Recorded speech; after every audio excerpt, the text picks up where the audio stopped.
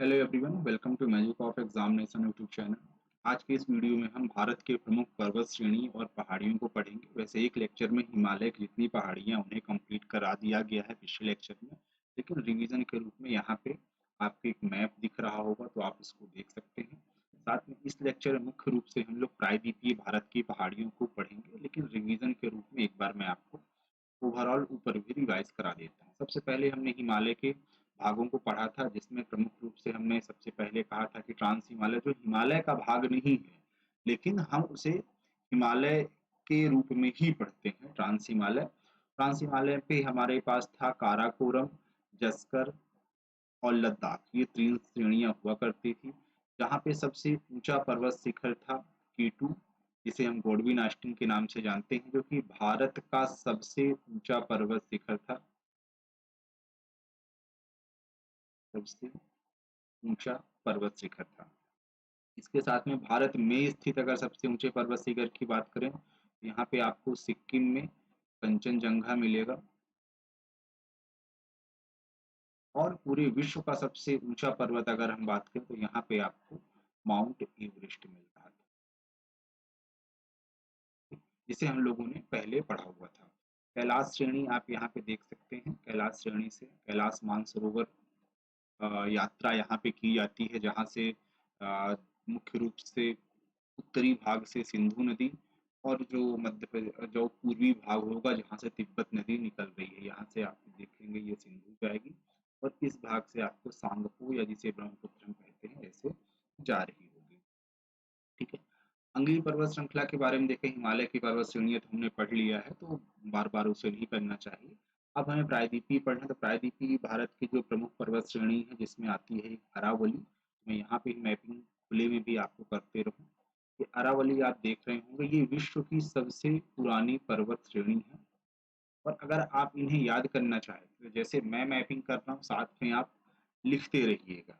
और ध्यान रखिए, पर्वत श्रेणियां किसी एक राज्य में नहीं रहती कि आप ये पूछे कि सर कौन से राज्य में है। ये कम से कम 2 से 3 राज्यों में है। इसीलिए मैप में दोनों, एक आपके सामने फिजिकल मैप मैप भी है और एक पॉलिटिकल मैप भी है, ताकि आपको समझते आए कि कहाँ कहाँ पे है। अरावली विश्व की सर्वाधिक प्राचीन पर्वत श्रृंखला है, जो कि आपका मुख्य रूप से राजस्थान में है, और ये मध्य प्रदेश की जो है उत्तरी सीमा भी बना रही है, सॉरी पश्चिमी उत्तर पश्चिमी सीमा बनाती है। एक दूसरी आपको यहाँ श्रेणी दिख रही होगी, विंध्यन श्रेणी। तो हम इसे यहाँ पे ऐसे बना सकते हैं, ये विंध्यन श्रेणी हुई। फिर एक नीचे आपको सतपुड़ा श्रेणी भी दिख रही होगी, सतपुड़ा श्रेणी हो गई है। ठीक है। नीचे आप महादेव श्रेणी, जो सतपुड़ा श्रेणी का ही भाग है, वैसे तो इसको नहीं करना चाहिए। ये यहाँ पे आप जो है ये पश्चिमी घाट श्रेणी देख सकते हैं, और ये आपको यहाँ पूर्वी घाट आपको पता ही कटा फटा है, कंटिन्यू नहीं। तो ये हो गई आपकी पूर्वी घाट। आप ऐसे इसको अपने मैप में कंटिन्यू भी डिनोट कर सकते हैं, कोई ज्यादा फर्क नहीं पड़ेगा, उससे पता होना चाहिए मुख्य रूप से आपको। ठीक है। फिर ऊपर की ओर जाएंगे तो ये चलिए नाम भी लिखते रहता हूँ। विंध्याचल, सतपुड़ा। सतपुड़ा के ऊपर यहाँ पे जो है झारखंड छत्तीसगढ़ को टच करते हुए हजारीबाग आ जाए, मुख्य रूप से हजारीबाग झारखंड में आता है। हजारीबाग। इसके बाद उड़ीसा के आसपास नीचे आपको गढ़जात हिल मिल जाएंगे। गढ़जात। देखिए, अगर गढ़वाल मिले तो गढ़वाल यहाँ पे मिलेगा आपको, हिमाचल प्रदेश जम्मू कश्मीर। गढ़वाल। ठीक है। और गढ़जात कहाँ पे रहेगा, उड़ीसा वाले क्षेत्र में। उसी के नीचे जो है आपको मलयगिरी मिलेगी। मलयगिरी। और ये छत्तीसगढ़ का जो जो क्षेत्र है, छत्तीसगढ़ थोड़ा सा आंध्र प्रदेश का जो बॉर्डर, इसको हम बोल देते हैं दंडकारण्य। दंडकारण्य क्षेत्र। फिर आंध्र प्रदेश का ये वाला जो क्षेत्र है, इसको यहाँ पे पहाड़ियां मिलती है, इसे हम नल्ला मलाई कहते हैं।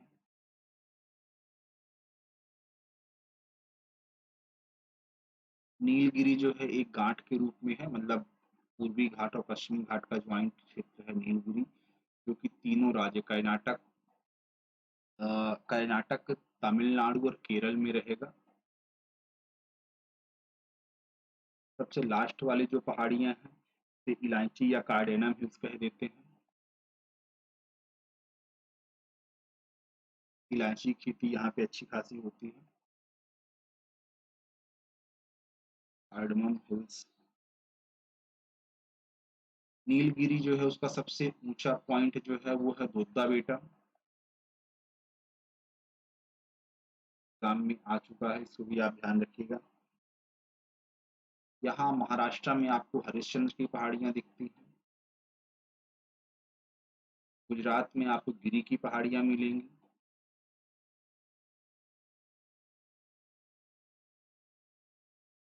यहाँ अजंता रेंज भी आपको मिल रही है। उसके नीचे सतमाला रेंज आपको मिलेगी। यहीं पे आपको बालाघाट, महाराष्ट्र का जो रीजन है बालाघाट। देखिए यहाँ पे क्या है कि मैपिंग में थोड़ा सा आगे पीछे चीजें हो रही, तो जो एक्चुअल मैप बना हुआ है यहाँ पे मैं आपको बता देता हूँ। देखिए महादेव श्रेणी और महादेव श्रेणी के नीचे ही जो है ना आपको बालाघाट श्रेणी मिल रही है। ठीक है, और ये आपकी गिरी पहाड़ियाँ ये हो गया है। ठीक है, और ये तो पश्चिमी घाट पूर्वी घाट आपको दिख रहा है, कोरोमंडल तट है, मालाबार तट है, यहाँ पे आपको कार्डेनम हिल्स दिख रहे हैं। तो चलिए मेरे ख्याल से अब मेन जो एग्जाम के लिए जरूरी है उसको देख लेते हैं, कौन सी किस स्टेट में है ये थोड़ा सा आपको पता रहे। जैसे कि पहला लिखते हैं अन्ना मलाई। कभी भी अन्ना मलाई, नल्ला मलाई ऐसे आए तो अन्ना मलाई को तो ध्यान रखिए कहाँ पे रहेगा, ये केरल और तमिलनाडु में। केरल प्लस तमिलनाडु। और ये तो सभी को नाम से समझ में आ जाता होगा कि ये जो शब्द हैं ये तमिल तेलुगु मतलब हिंदी नहीं है, तो एटलीस्ट इसका मतलब होगा कि सदर्न स्टेट में ही होंगे। तो अन्नामलाई केरल और तमिलनाडु में रहेगा। नल्ला मलाई ये आपको आंध्र प्रदेश से मिल जाएंगे। आंध्र प्रदेश, और साथ में तेलंगाना भी किया जा सकता है। तेलंगाना, आंध्र प्रदेश और तेलंगाना में नल्ला। इसके साथ में नीलगिरी कई बार एग्जाम में आ चुका है, बहुत इंपॉर्टेंट है क्योंकि ये पूर्वी घाट और पश्चिमी घाट का मिलन बिंदु है। और ये तीन state, Karnataka plus Kerala plus Tamil Nadu.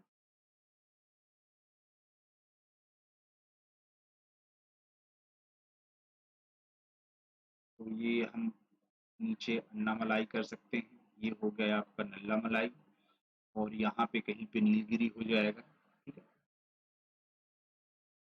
फिर कार्डमम या इलायची,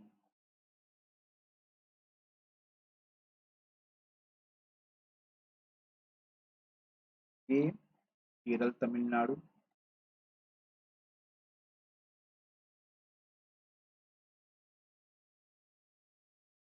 ये भारत के लास्ट में एकदम सबसे लास्ट में इलायची पहाड़ियाँ पाई जाएंगी। फिर है वेली कोंडा, कई बार एग्जाम में पूछा गया है, आंध्र प्रदेश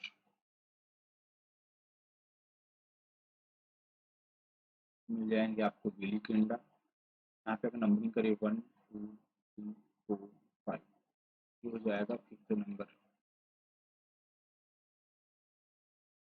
के साथ। 6वां नंबर हो जाएगा शिव राय, कई बार एग्जाम में आया हुआ है, शिव राय पहाड़ियाँ। शिव राय पहाड़ियाँ आपको मिलेंगी तमिलनाडु में।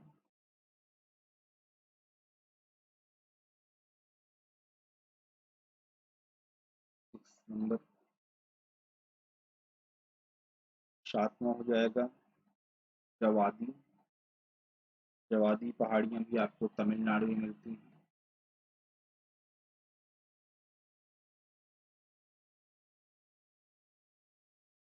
8 नंबर में हो जाएंगी आपकी महेंद्रगिरी।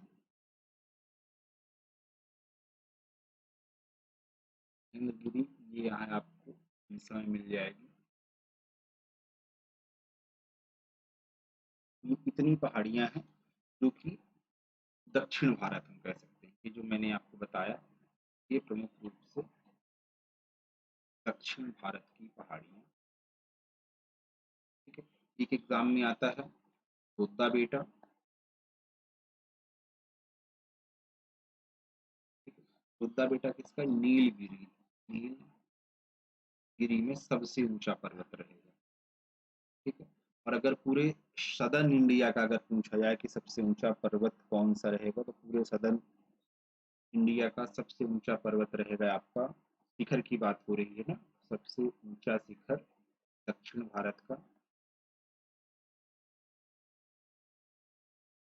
ये अन्नाई मुड़ी, अन्नाई मुड़ी।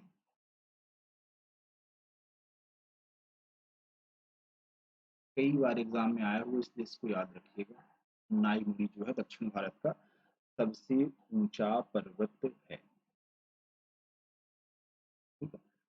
कुछ अलग से मैं पॉइंट आपको फिर से बता देता हूँ जो कि एग्जाम के लिए स्थित है। पहला, अगर मान लीजिए ऐसे पूछ दे कि केरल और तमिलनाडु की सीमा पर स्थित, की सीमा पर स्थित, ये आपको ये दिख रहा है केरल, और ये हो गया आपका तमिलनाडु। मतलब ये वाला जो क्षेत्र है, इसकी सीमा पर स्थित कौन कौन सी पहाड़ियां हैं। कलर फिर से चेंज कर दें, थोड़ा सा अच्छा लगेगा। तो पीछे से आप देख सकते हैं कि नीलगिरी, नीलगिरी वैसे कर्नाटक के साथ भी लगेगा, नीलगिरी प्लस अन्नामलाई, और साथ में इलायची या कार्डामम, ठीक है? ये यहाँ पे आपको पहाड़ियाँ मिल जाएंगी उनकी बाउंड्री पे। उसके बाद मान लीजिए आपसे पूछ ले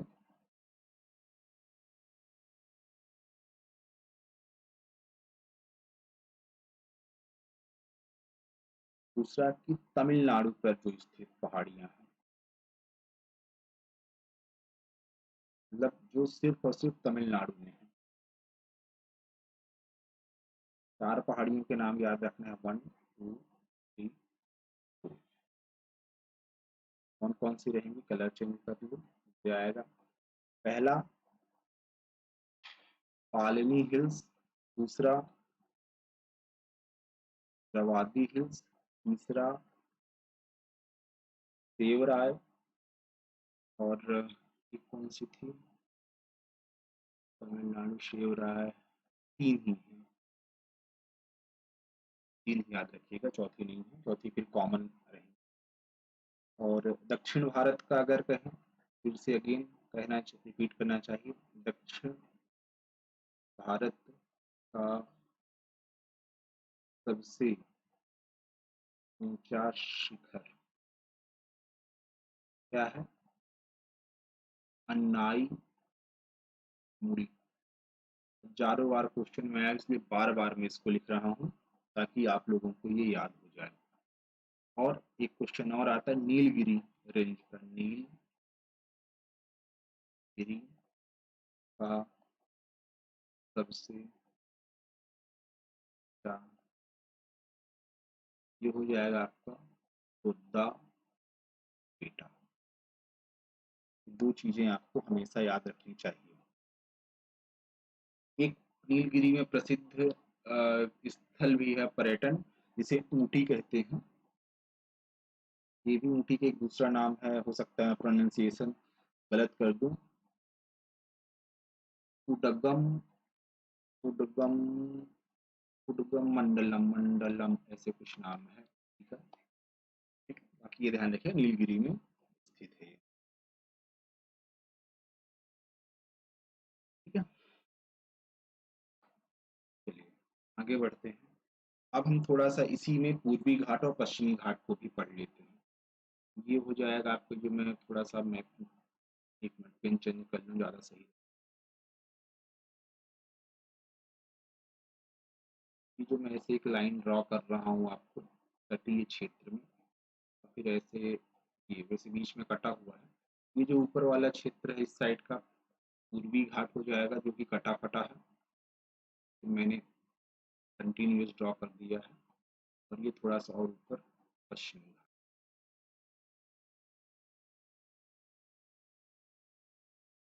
तो सबसे पहले हम पश्चिमी घाट को पढ़ते हैं।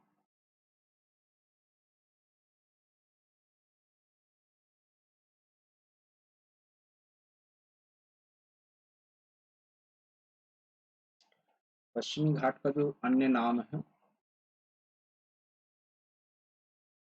क्या हो जाएगा, वो सह्याद्री।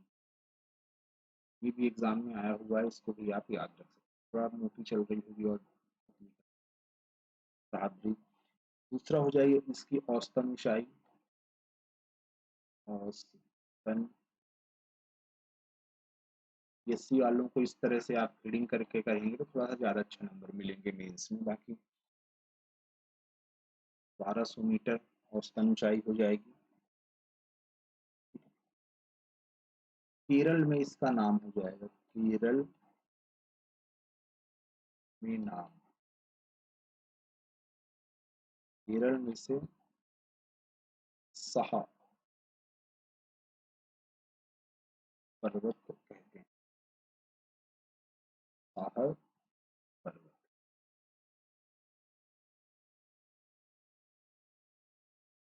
इसकी जो सबसे ऊंचा शिखर है इस रेंज का, सबसे ऊंचा शिखर जिसे हम पीक कहते हैं, ये हो जाएगा क्या, अभी मैं कुछ देर पहले ही बताया हूँ, अनाई मुड़ी। थोड़ा नाम टफ है, बार बार बोलेंगे तभी याद होगा। 2695 मीटर का जो विस्तार है, मतलब कहाँ से कहाँ तक फैला हुआ है, तो गुजरात से लेकर तमिलनाडु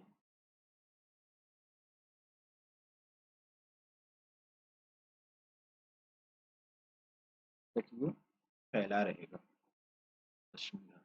कुछ और विस्तार की अगर बात करें तो गुजरात, तो उत्तर में गुजरात, दक्षिण से लेकर कन्याकुमारी तक जो इसका निर्माण हुआ है, मान लीजिए कभी पूछ लो निर्माण कैसे हुआ, तो इसका जो निर्माण है वो है गोंडवाना लैंड के टूटने से।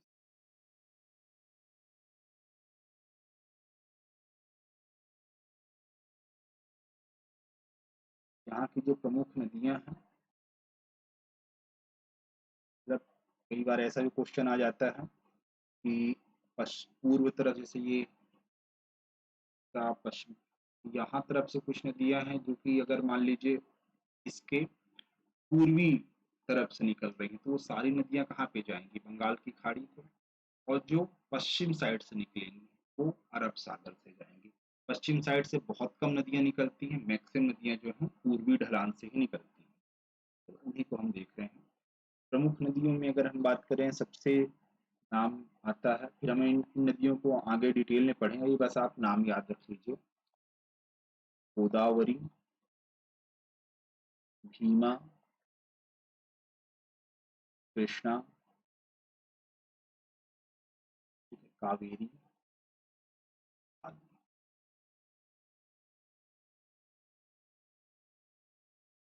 इसकी प्रमुख चोटी तो सबसे ऊंची तो देख लिए, लेकिन अन्य चोटियां कह देते हैं, अन्य चोटियां। एक जो सबसे खड़ी ढाल है जिसको चढ़ना सबसे टफ माना जाता है, वो है कलसूबाई, महाराष्ट्र में।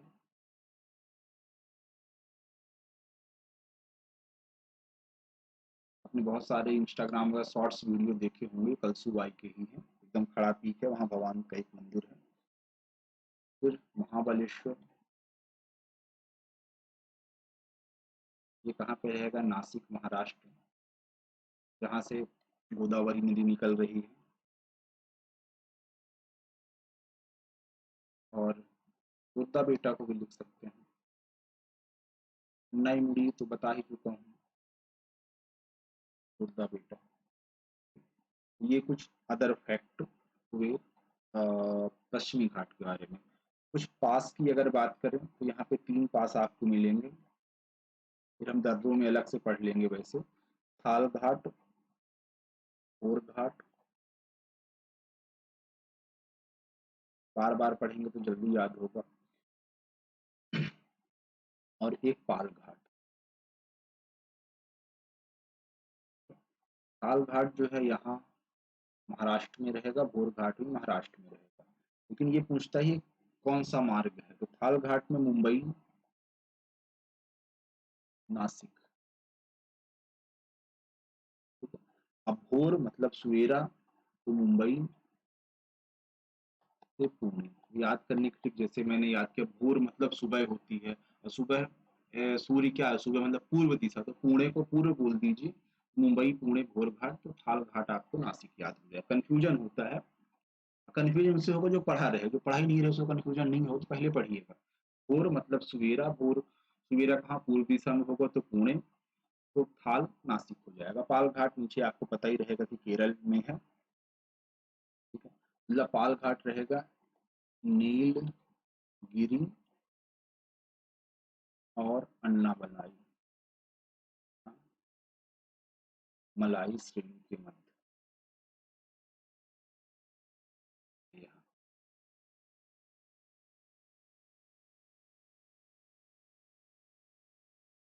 अन्य नाम मैंने सह्याद्री बता ही दिए। ये इतने सारे फैक्ट हुए आपके पश्चिमी घाट के बारे में, जो कि गुजरात से लेकर यहाँ तमिलनाडु तक फैला हुआ है। अब देख लेते हैं पूर्वी घाट थोड़ा सा। पूर्वी घाट आपको पता है कि कटा फटा है, फिर भी तो भी मैपिंग करें, ये पूर्वी घाट हो।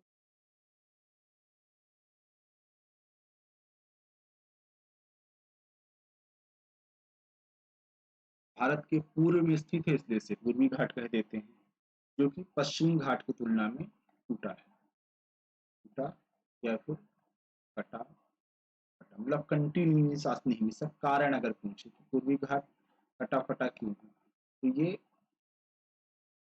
नदियों के मुहाने पर स्थित। आप देखेंगे पश्चिमी घाट की जितनी नदियां निकल रही हैं, वो कहीं न कहीं वेस्ट बंगाल या बंगाल की खाड़ी में जा रही हैं, बे ऑफ बंगाल में। तो जब वो नदियां एक कंटिन्यू, अगर मान लीजिए ये पूरे कटा फटा ना होता, या इसको ये इसमें कट कारण क्या है, उन नदियों ने उसे तोड़ दिया है बीच से। ठीक है, इस कारण ये थोड़ा सा है। अगर इसका विस्तार कहें, कलर फिर से चेंज करना चाहिए,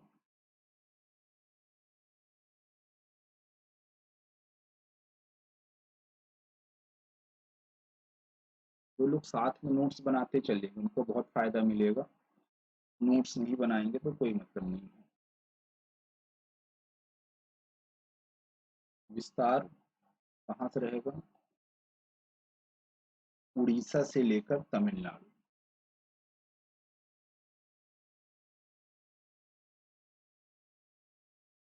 उड़ीसा ये हो गया उड़ीसा, ठीक है, और ये आपका तमिलनाडु, मतलब यहाँ से लेकर यहाँ तक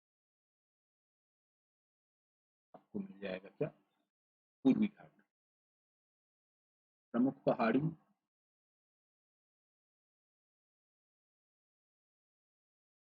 आंध्र प्रदेश, तमिलनाडु, उड़ीसा की जितनी पहाड़ियां होंगी पूर्वी घाट का ही भाग है। ठीक है, तो इसमें आप मलयगिरी लिख सकते हैं उड़ीसा की। मलयगिरी कहाँ पे रहेगी, उड़ीसा। महेंद्र गिरी, ये भी उड़ीसा। और ये पूर्वी घाट का सबसे ऊंचा शिखर है, पूर्वी घाट का सबसे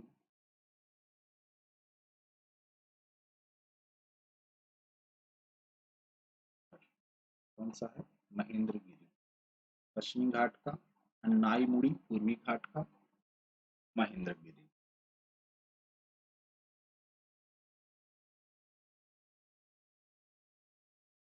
ऊंचाई की अगर बात करें हम, ये कम रहेंगी, पश्चिम घाट से कम। पश्चिमी घाट तुलना में कम। ठीक है, इन श्रेणियों को भी हम कह सकते हैं दो भागों में। ठीक है, हाँ, इसको हम लोग जो घाट इसको उत्तरी सरकार भी बोल देते हैं। उत्तरी सरकार जो ऊपर वाला भाग रहेगा और नीचे वाले को कोरोमंडल मंडल तट।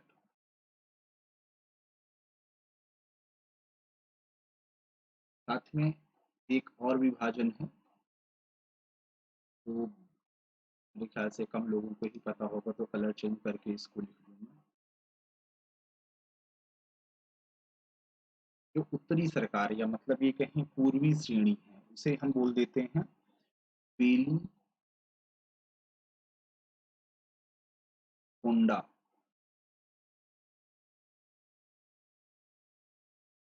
बेली कोंडा सुने कौन से, पूर्वी श्रेणी, पूर्वी भाग जो है उसे हम मतलब ये वाला जो भाग रहेगा उसे बेली कोंडा बोल देंगे, और जो पश्चिम भाग है, ठीक है, उसे पाली कोंडा। ये कौन सा रहेगा, पश्चिम भाग।